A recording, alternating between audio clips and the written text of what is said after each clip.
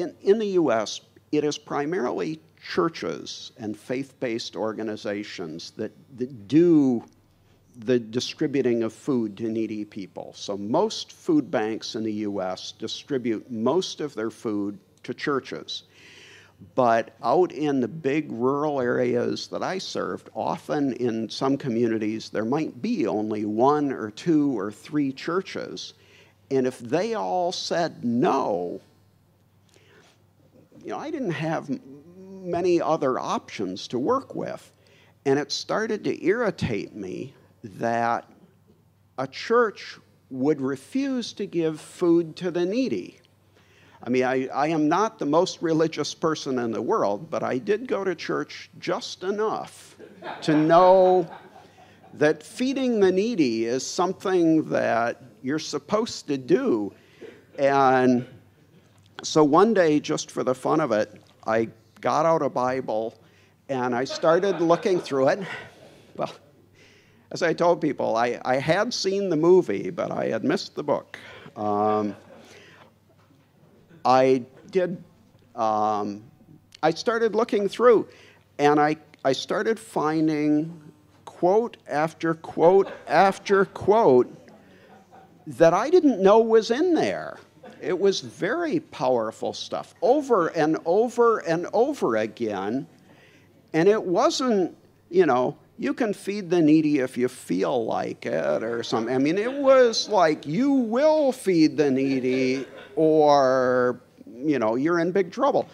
And I thought, well, gosh, if I didn't know this, I'll bet there's other people that don't know this. And so I thought, well, I'll just make it really easy for them. I will make a collection of everything that the Bible says. And then when I'm talking with one of these churches that says it doesn't want to bother with that, I'm going to roll this up and whack them with it, But I would challenge them, I would give this to them and challenge them, please give this some thought, because this book, it suggests pretty heavily that you do it. And I took that to my board. Like 99% of the people who live in the area I serve are Christians. So it wasn't that I was trying to necessarily promote Christianity. It just happens to be what most people are. But I took it to my board to show them this nice piece of work I had done. And the nice Jewish lady on my board cleared her throat in a little, like, Christians are not the only people, Junior. So I knew I had to do the Jewish Tanakh, which I did. And about the time I was finishing making my collection from the Jewish Tanakh, my son and I went to the library, the public library, and here right in your face when you walked in was a gold foil copy of the Quran, a new translation of the Quran. And I closed my eyes and I tried to negotiate, please don't make me do all of these. I have a food bank to run. But when I looked back, it was still there. So I took it and was doing the Quran, and I was sitting out on my porch one night when some young Latter-day Saints, Mormons, who come around and try to recruit new members, came around, and they were concerned because I was reading the Quran. So they gave me a copy of the Book of Mormon. So I decided, are we having a lot of fun with this?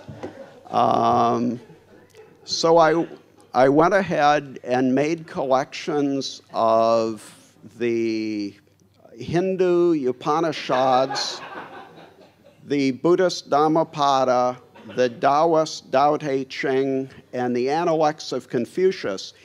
And I probably don't have copies enough for everybody because they don't let you carry 2 suitcases anymore. But they are all, I did bring some copies. They are out on the table here, and they are all up on my food bank's website.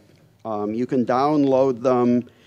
And you have my website address on the front page of this. You've got a copy of my business card. I apologize, I only have them in English. Just getting them in English was, that was about 7,000 pages of reading. The part that nearly killed me was somebody told me, because I was trying to get the primary book that each religion relies on, and someone told me that for the Hindu faith that I should read the Bhagavad Gita. So I read the entire swinging Bhagavad Gita, and there was no reference to feeding the needy. And then someone said, "You read the wrong book. You need to read the Upanishads." It's like, I don't know. Talk about the mistakes you can make. Reading the Bhagavad Gita. I'm sorry, that was a mistake.